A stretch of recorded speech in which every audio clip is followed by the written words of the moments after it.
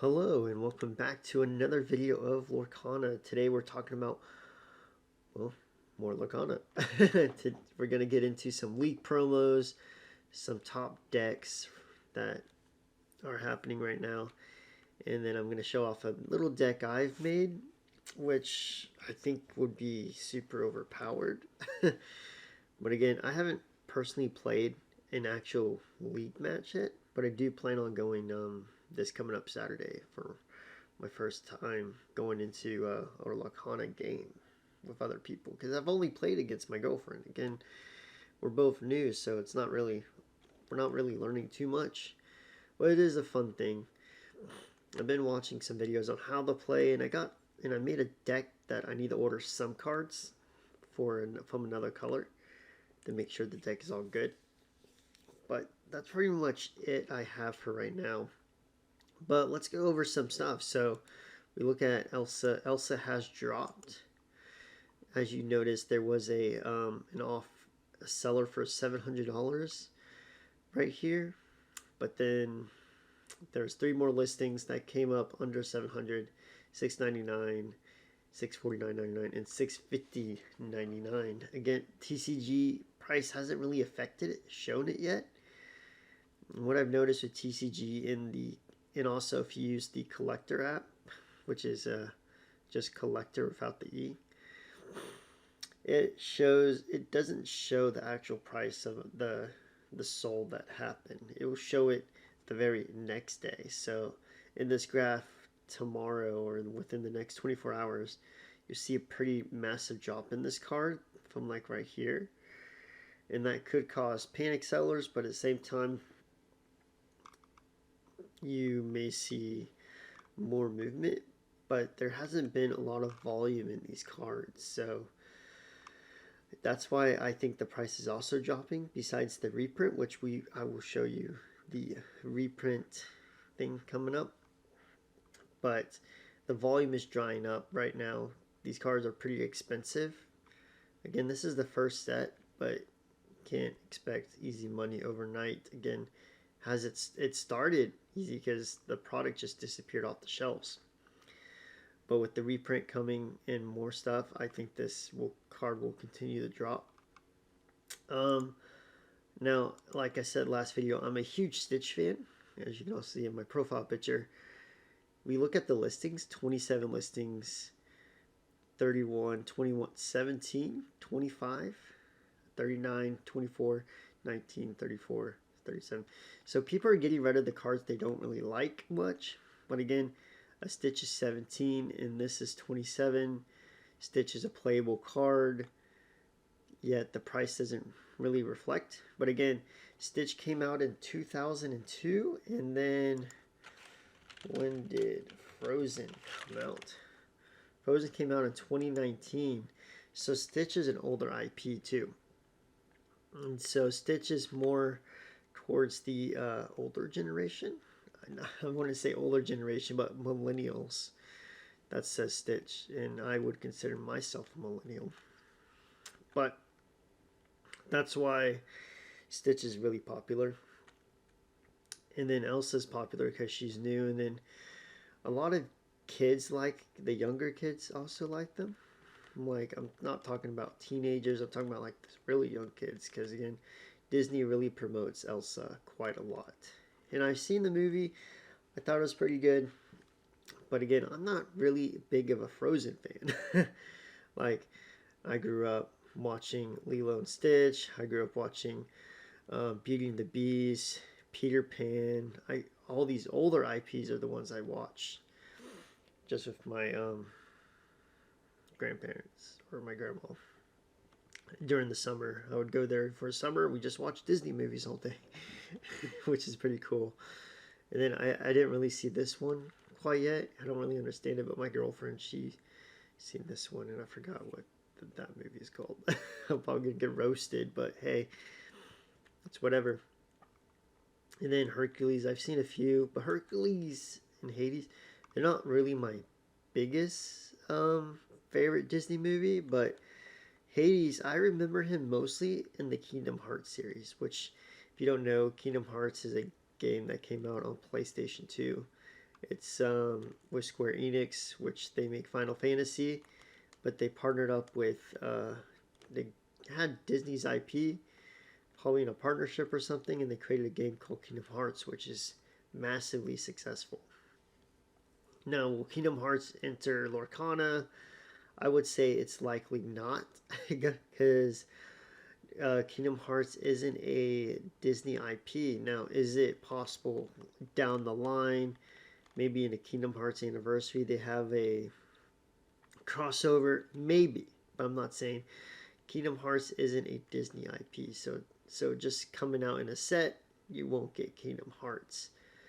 Now, this card right here, this Mickey Mouse card, I really like. It reminds me of the Fantasia. I think that's what it's called. Disney Fantasia. It reminds me of 2000 Mickey. It's what it reminds me of, is sort of like this one in a way, which I think they, is this the same hat? It's not the same hat. So I think they could create the Disney Fantasia, Mickey Mouse Fantasia, which is pretty cool. What else I was going to show? We can go to the new set. But again, prices haven't really dropped yet, because a lot of speculation there is going to be no reprint. But I'll show you in a second. I'm pretty sure there is going to be a reprint. You just got to read to the lines of this art. That was, like, I joined the Lorcana. People have been saying, oh, this company was saying reprints for quite a while, and nothing has really hit the shelves. Now, again, like I said, personally, I have got these decks like at $20, but these decks dropped quite a bit to 31, but then they just bounce right back up. Wow, unopened 2050. Oh, because no pack. That's what you're getting. So the value is in the pack because of the Elsa card. So that's why it looks like that. Now, these things are super overpriced. $94 for 2 decks? No, your local LGS is going to have these in stock on day 1. MSRP is around $16.99. Your local LGS may sell them from 20 to 25. I wouldn't really go over $25 unless you really want the cards. And me, personally, I would buy 2 of them just for collection purposes. Because so far, what I've done for a quotation mark sealed collection, just because the booster box are out of my range right now, because again, I know a reprint's going to happen. I'm not paying $380. And then I'm not going to buy this when they sell them at Walmart still for $50 when they do get restocked. So no. And then this, I'm not really a big fan of this. You're just getting 2 cards and some packs. I'd rather get the Adventure Trove. It's a better value. I was going to show for you guys. I think that's what I was going to talk about. So prices haven't really affected too much. Yeah, I lost my train of thought. But again, pre-order prices, 2 listings, no. 6 listings, that's a lot. That's a little bit of listings, but no. Again, this is going to be a $50 product, so why are you paying this much? Do you think they're not going to print enough? They're going to print enough. And then these listings are just pre-orders. I wouldn't buy them. I wouldn't really buy these at all. So I was taking a look. I saw these someone posted online. $35 plus $5 for the Elite promos. I'm not too familiar with the local LGS and stuff, but I do know that that set symbol right there, that's gonna hold value. That's the value right there. Because again, we go look at we'll just go here. It just shows the rarity. This one shows a set symbol, which is really cool. So this is the thing I saw. The reprint of Disney Lorcana's first set moved to meet incredible demand. It will release by the holiday this year. Now again, I don't know the reprint schedule. I don't know any of that. But you also got this right here. It says it right here. To address the increased demand following the game's initial launch in this September, Ravensburg announced plans to reprint the first set of Disney Lorcana. Ravensburg said in an email. The reprint will include the second set of the game. So, what is this telling us? This is telling us the second set is releasing November 17th. The reprint isn't going to hit your shelves until November 17th. So again, what I'm reading right here, they're about to flood the market with two sets at once, putting all the reprints and the new set, and they're probably overprinting Rise of the Floodborn a little more. So if they were making 100 of them, they've increased it to probably 150, 200. Again, this is just giving a perspective. They're probably increasing the production quite a lot. And then for North America, and then in January, Europe is going to get it, which, sorry, Europe. But again, it really depends on the scalpers.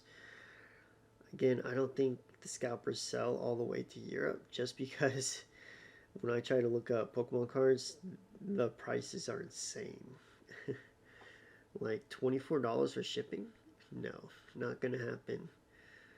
Now we can also get into the top decks. I've just looked this up just to look at it. Emerald, Sapphire, mid-range. I don't know too much about these decks, but it looks like Emerald Sapphire is a good deck. Amethyst Amber Aggro, which I guess thinking this card's really good. The Zimba card in an Amber deck, and I do think this is not this version. I don't, because 5, that's a lot for me, unless you're playing a you're playing a Sapphire deck, because Sapphire helps you draw cards, and this card's really valuable. It's actually gone up quite a bit.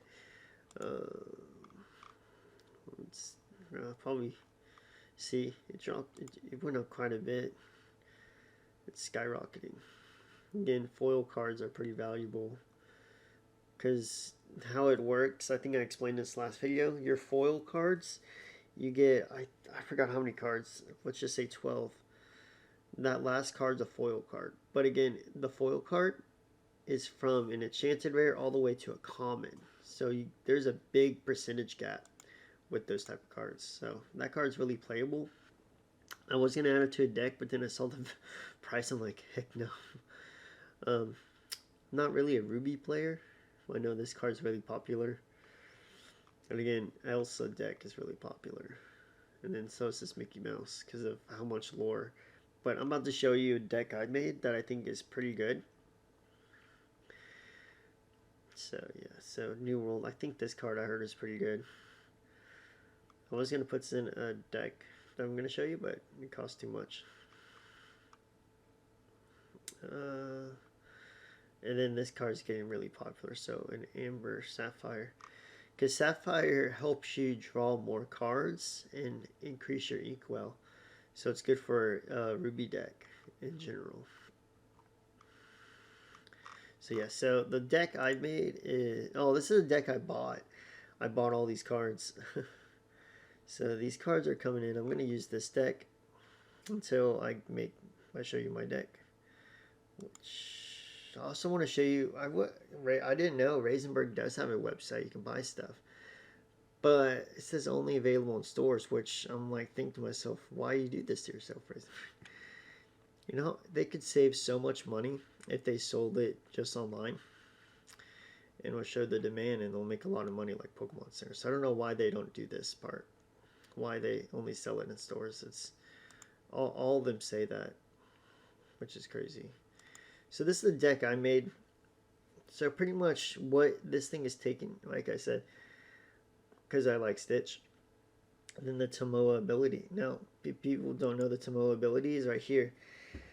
This character gets +1 lore for each item you have in play. So I have 4 of them. But again, how many items do I have? 16. So we look at it, there's 1 lore, so it gets +1 lore for every item. That's 17 lore per Tomoe. That's the idea of this. Now the thing with item cards is that once you play them on the field, they don't leave the field. You just exert them. You just exert them. So that's the idea. The idea is to get like your cards right here, for starting out, getting like some lore out. You get enough lore, you don't need as much, but you have enough item cards to get more lore. So when you summon Tomoa, then you're going to pretty much win the game, because he has a lot of defense, 8, and then all these other cards right here support win this card quest. You can add another power, so this is pretty helpful. I have it mostly for defense. This card is meant to go to your ink whenever this card quests. So attack again. I try to look for low Sapphire cards. And then this one, when this card quests, you can pay 1 less for the next item you play. So this is really good for these. And then jump ahead. Put the top card of your deck in your inkwell. So I have 2 of these. Those are really good.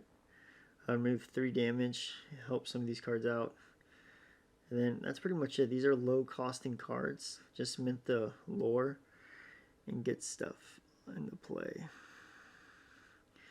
So that's pretty much how this deck works. It's trying to get your inkwell all situated, which I think everything's good. So that's pretty much it. Hope you guys enjoyed the video, and just let me know down in the comments, do you actually believe this article that a reprint's going to happen when the second set happens? Or do you guys think that these cards should be just going up forever? Which I just find quite interesting. 17 listings, 27, and some of these 39, which makes sense, but I think some value in the listing price should be higher. But again, I know Stitch some reason isn't valuable at all, which is crazy to me. My mind's around it. Maybe I'm just because I like Stitch. Maybe that's why I'm like, wow, that's crazy. But that's pretty much it. Hope you enjoyed the video, and peace out.